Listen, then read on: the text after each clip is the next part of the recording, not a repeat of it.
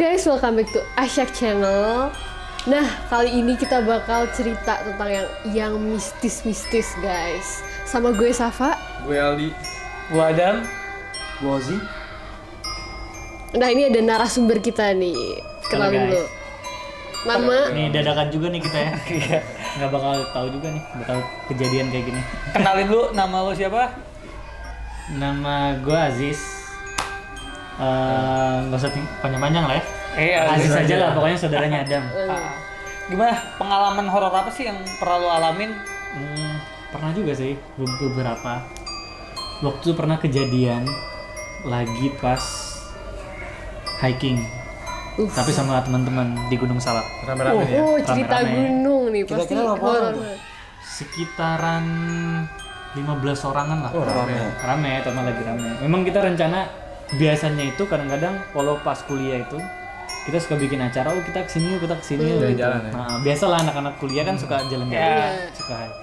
Pas lagi kebetulan kita lagi hiking, ngajak bikin satu planning ke Gunung Salak. Terus kita udah sering sih hiking, salah satunya ini Gunung Salak ini. Pas kita lagi hiking itu sekitaran 15 orang lah kalau nggak salah. Jadi pas kita perjalanan lagi hiking itu, di tengah-tengah perjalanan itu tuh biasanya kalau malam sepi banget, nggak rame. Oh, berarti ini posisi lu mulai hiking malam nih? Malam kita biasanya tuh selalu malam Malam berangkat, karena kan takutnya panas apa gitu Iya. kan, biasanya memang feeling kita lebih enak malam lah kalau jalan.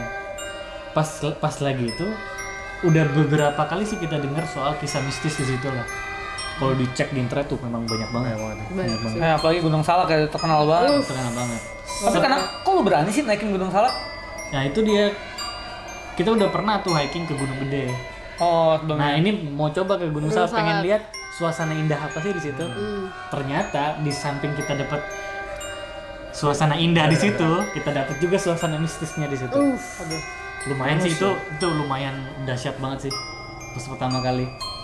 Pas kita lagi langsung to the point aja, kisahnya agak panjang nih. Iya. Jadi pas kita lagi naik ke sana, tengah-tengah kaki Gunung Salak itu sepi banget kalau daerah situ. Jarang ada pemukiman juga sih, jarang, nggak banyak.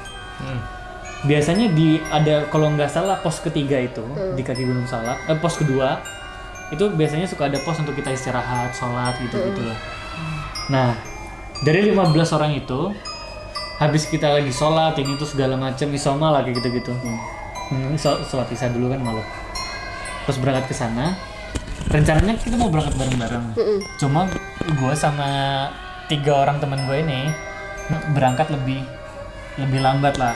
Karena kita mau istirahat belakangan lah kita gitu. Karena kan ada ketua tim juga. Iya. Berarti kira-kira lo startnya banget jam berapa itu? Startnya itu pokoknya sampai di Pos yang tadi ya? pos yang ketiga itu kurang lebih jam setengah 9, jam 8 lah. Kurang Malam lebih ya, ya. lumayan. Sana kita milih untuk berangkat belakangan. Karena entah kita lagi capek juga macam-macam lah, kebutuhan banyak di situ untuk persiapan juga kan. Berangkatlah itu 13 orang. Sisa tinggal gue doang bertiga. Pas gue lagi naik di perjalanan itu mungkin mereka teman-teman tuh berangkat 2 jam setelah kita berangkat. Selisihnya 2 jam jadi. Selisihnya 2 jam lah kurang lebih. Berarti udah gak jauh juga ya? Udah lumayan lah pokoknya kalau di situ tuh suasananya kalau udah malam agak harus hati-hati lah di situ. Entah itu banyak binatang buasnya, macam-macam lah di samping itu dulu. Berangkatlah itu. Kita berangkat 2 jam kemudian.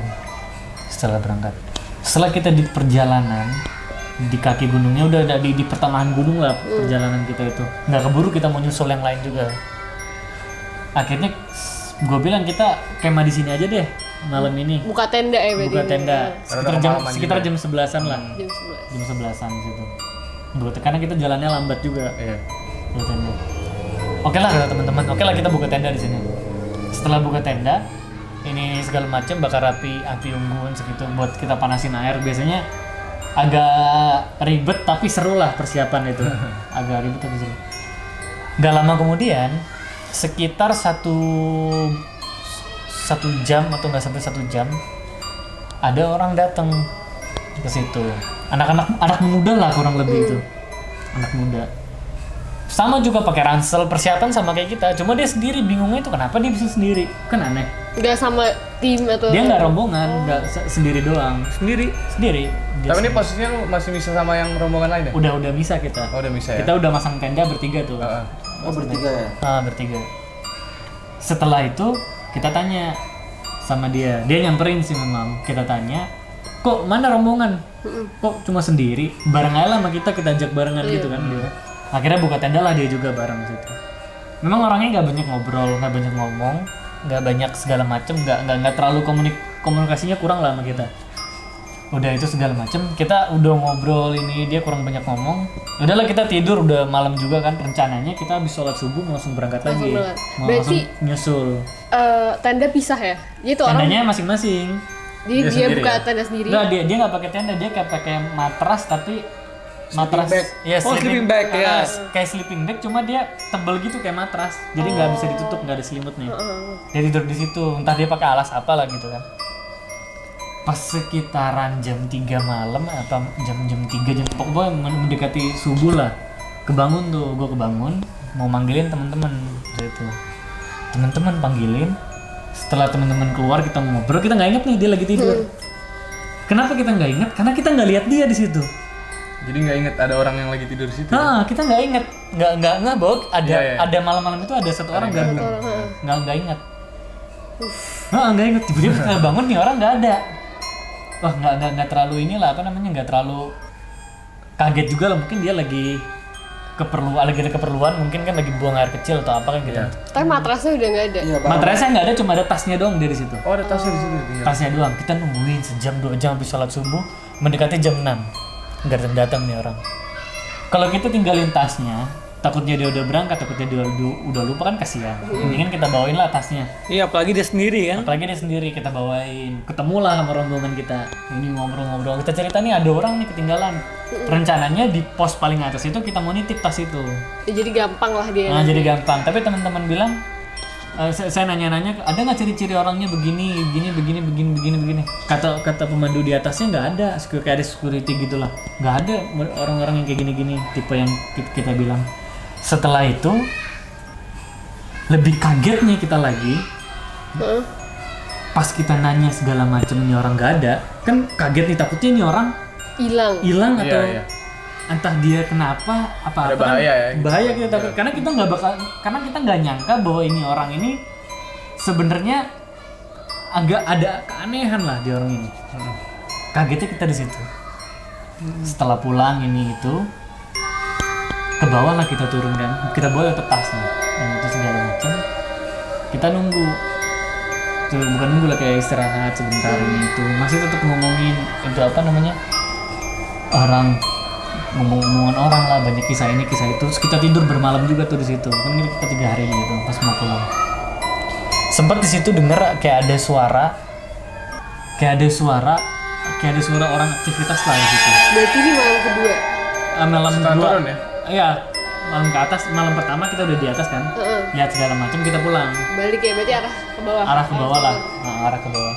Setelah itu kita istirahat bermalam, malam kedua pas kita mau turun, datanglah nih yang ke apa namanya, tim-tim kita tuh segala macam, ini persiapan, kita udah sampai dan segala macam.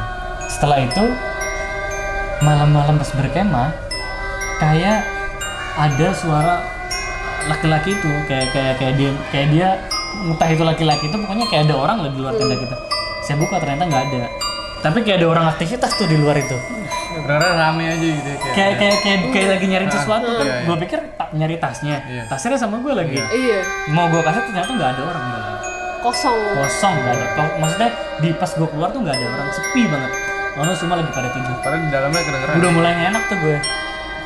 Wah, ini kayaknya agak-agak inilah apa namanya, agak aneh lah. aneh. Agak aneh. Setelah itu gue baca doa, ini tidur lah. Pulang kita, udah sampai pos paling bawah. Rencana kita mau apa namanya, meeting sebentar baru kita pulang. Tapi tas masih sama gue nih, gue bingung. Mau dikemanain itu? Mau tas? dikemanain tas ini? Orangnya nggak ketemu. Kita mau titipin di pos. Tahu nggak, ternyata di pos itu ada ada apa namanya security di situ lah bilang sekitar 6 seminggu yang lalu ada 1 orang yang hilang di situ. Tahu nggak? Gila nggak di situ? Anjir. Seminggu yang lalu ada orang yang hilang di situ.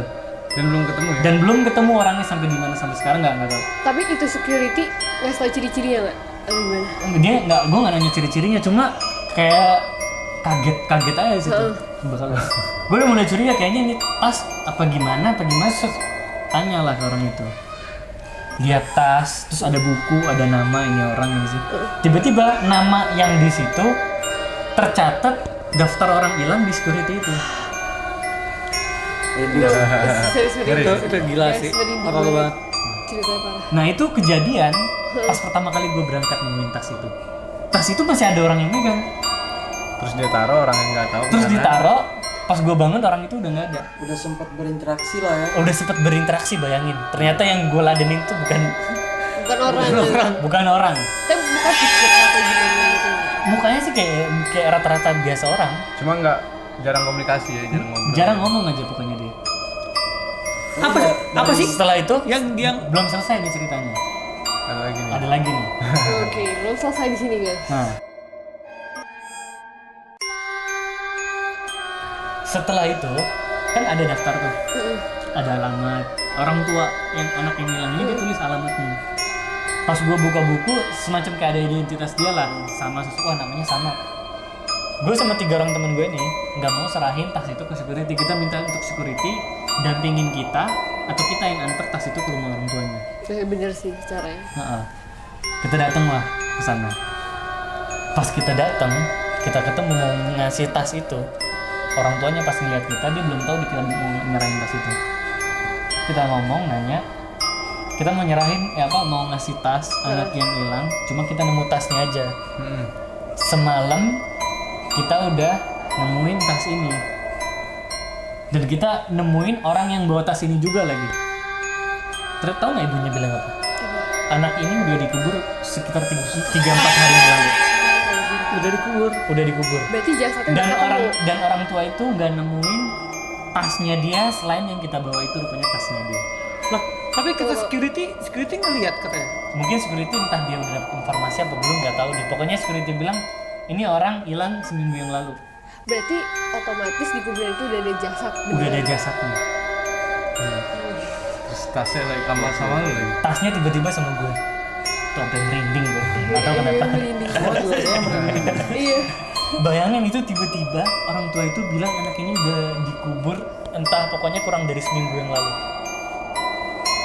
Dan gue nemuin itu tas itu anak. Gue kalau jadi lo nggak tahu sih pingsan kayak langsung pas Itu gue sampai kaget banget. Gue pikir kan entah dia hilang, dia pasti masih hidup di atas pikiran gue.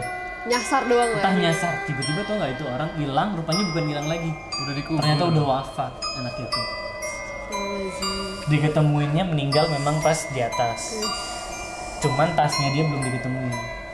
Setelah itu gue tanya lah, ciri-cirinya bagaimana sih nih anak? Dia bukan lagi ngasih tau ciri-cirinya, dia kasih lihat, Pak ini foto anak saya. Dan bayangin, yang gue lihat itu persis itu muka itu anak saya. Beneran itu beneran tok gitu. Itu Gila, udah ngeri banget persis sama yang gue lihat. Cuma itu orang nggak ngomong, ngomong cuma gitu aja. Nggak terlalu banyak interaksi lah. Lupa lah dia ngomong apa. Nggak lupa pokoknya ngomong apa, pokoknya itu persis itu. Dikasih lihat fotonya lagi. Bukan orang tua itu kasih, oh ya bener ciri-ciri fisik saya anak ini begini Foto. enggak. Langsung Dikeluarin foto, foto, ya. gue lihat shock banget. Lemes pas lo. Bukan lemes lagi, gue hampir pingsan di situ. Gila sih. Berarti secara nggak langsung. Terus lo Secara nggak langsung gue ngelihat bentuk tubuh manusia, ternyata itu bukan manusia. Kita tahu kalau manusia udah meninggal, nggak mungkin ruhnya gentayangan, kan nggak ada. Iya. Pasti itu ada salah satu makhluk yang menyerupain anak itu, entah dia ngasih tasnya, entah dia ngasih apanya, kita nggak tahu. Berarti jalannya lewat lo kayak dia titipin gitu ya. Mungkin bisa jadi juga, gue nggak ngerti juga. Jadi gila sih. sekali pengalaman orang langsung gitu. Itu Langsung pengalaman gitu. gue paling parah deh. Seserem itu ya. Kalau jadi lo man, pas lo tahu itu kejadian gimana man? Ya mau gimana lagi sih? langsung Lemes jadi ya. kurus dia pasti. Udah cukup paham sih. Itu parah, gue nyampe kepikiran peristiwa itu sampai Ngibrit gak lari? Kayaknya Pikiran sih terus masih. pasti sih. Enggak. Pikiran Baca terus doa aja. berhari-hari. Pasrah sama yang di atas udah. Iya udah. Kalau misalnya udah ketemu begitu lain kali ya paling baca doa. Dan ini kisah ini benar-benar serius ya. Nggak dikarang-karang, nggak ditambah-tambah, nggak dilebih-lebih. Apa yang saya sampaikan itu kurang-kurang lebih ceritanya yang saya alamin. Horor Horor banget. Yang paling ekstrim ya. Ekstrim banget. ekstrim sih ini. Tapi yang gokil sih. Biasanya cerita-cerita begitu nggak mungkin bisa ya lupa itu. Itu emang nggak bakalan bisa lupa lagi. Terngiang-ngiang sampai tidur. Sampai kan, datang ke mimpi rumah buruk. orang ya yang Sampai Tapi emang katanya sih gunung nih emang penuh dengan mistis ya. iya. Sampai ada dari mana nembus kemana. Iya, pernah denger juga. Pada nggak cerita-cerita yang aneh-aneh dari gunung. ya namanya hutan nggak ada yang tahu lah. Ya hutan ya.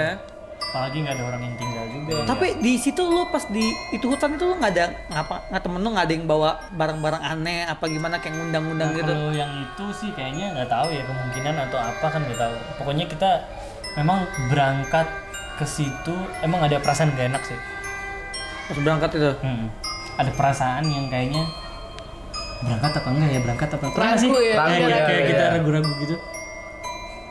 Ada Tapi yang- mungkin melalui kita tasnya anak itu ketemu, kita datengin ke rumah orang tuanya, kita kasih tasnya kan.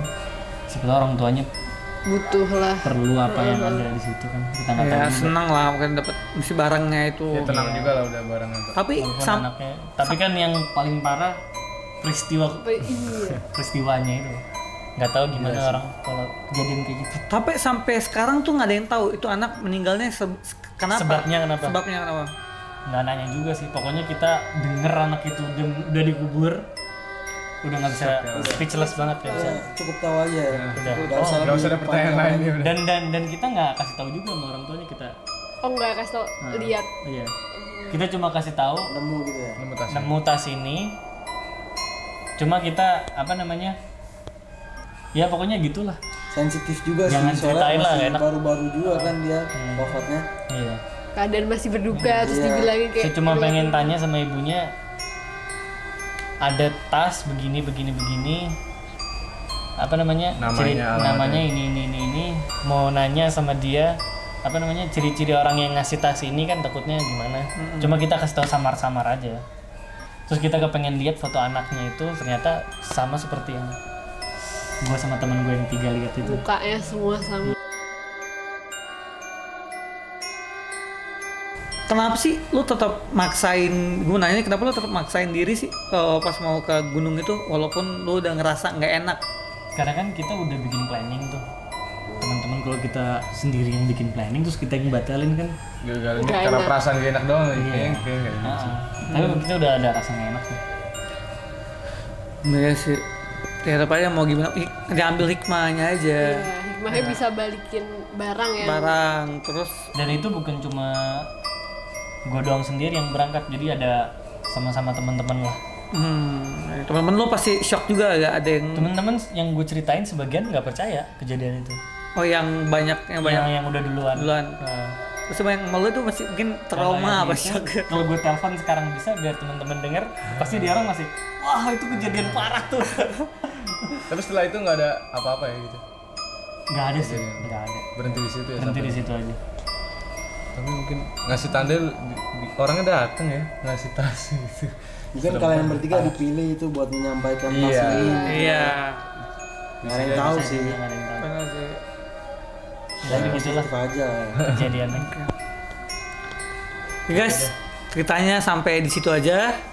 Jangan lupa like Komen. Subscribe. and share. Bye bye. Bye. Thank you. Hai guys, jangan lupa di like, Komen. share. And subscribe. Thank you so much.